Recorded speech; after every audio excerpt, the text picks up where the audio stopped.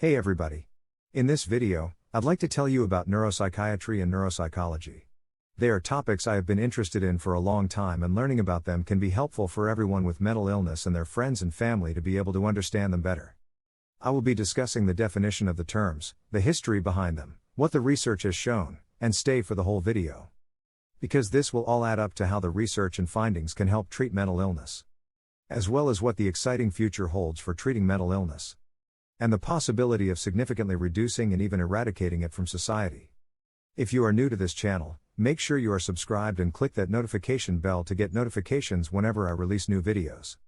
First of all, let's take a look at exactly what the terms neuropsychiatry and neuropsychology mean and their association with the research and treatment of mental illness. Neuropsychiatry and neuropsychology are both fields of study that explore the relationship between the brain and mental health.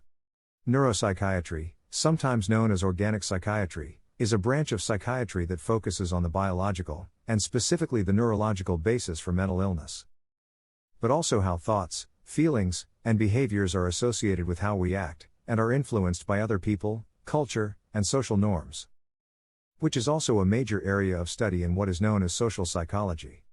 Neuropsychology also focuses on the brain and how it affects mental illness, but is specifically focused on the areas of behavior, emotions, and cognition. As you can tell, they are both very similar in definition and often intersect with each other. Perhaps one day they will combine into one discipline. This only makes sense. Now, I will touch on the history and development of both disciplines, which can be traced back to the 1860s, when Paul Broca discovered that brain damage could lead to speech problems, which was unknown till then. This led to the study of how specific areas of the brain interact with each other and can lead to both positive and detrimental effects of cognition, behavior, and emotions.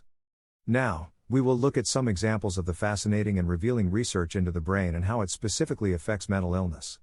Limbic cortical dysregulation is a condition where there is an imbalance between the emotional center of the brain and the part responsible for executive functions.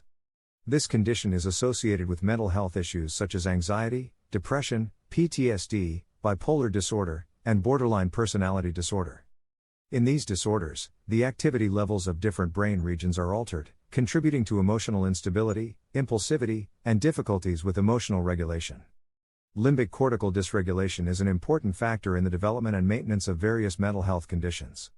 There is a correlation between neurotransmitters such as serotonin, dopamine, and norepinephrine imbalances and mental illness.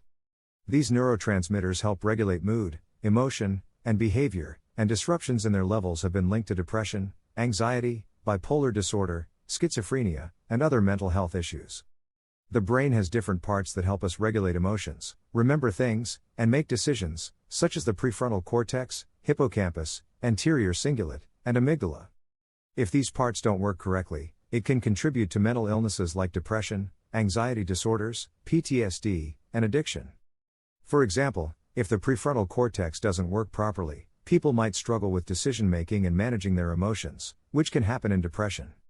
If the amygdala is too active, it can contribute to anxiety and PTSD. The hippocampus is linked to memory and learning, and can play a role in developing depression and PTSD. The anterior cingulate, which helps with controlling emotions, is linked to anxiety disorders and addiction. Overall, how these brain regions work together can contribute to mental illness. NMDA receptors are like tiny doors in the brain that help us learn and remember things. But, when these doors don't work right, it can contribute to mental illnesses like schizophrenia, depression, and addiction. For example, in schizophrenia, it's been suggested that having too much activity in these doors in the brain's prefrontal cortex might be linked to symptoms like trouble thinking and feeling. In depression, it's been found that when these doors are not active enough in the prefrontal cortex, it can contribute to problems with thinking and making connections in the brain. In addiction, it's been shown that these doors in the prefrontal cortex can play a role in a person's desire to keep using drugs. The brain has different parts that help us see and pay attention. The retinogeniculocalcarine tract helps us process what we see and connect it to other parts of the brain. The ascending brainstem modulatory structures help us stay alert and pay attention. Sometimes, when these parts of the brain don't work properly, it can contribute to mental illnesses like depression, anxiety disorders, and schizophrenia.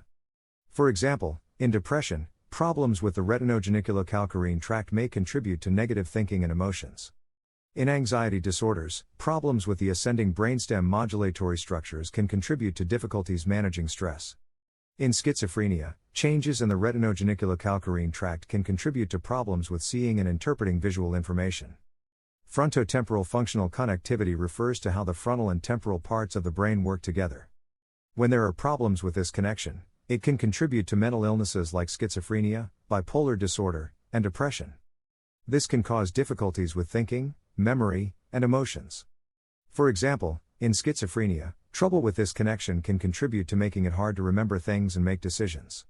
Frontal subcortical circuitry have been associated with symptoms such as lack of pleasure, apathy, and decreased motivation. Disruptions in this circuitry have also been linked to anxiety disorders, as it plays a role in the regulation of fear and anxiety.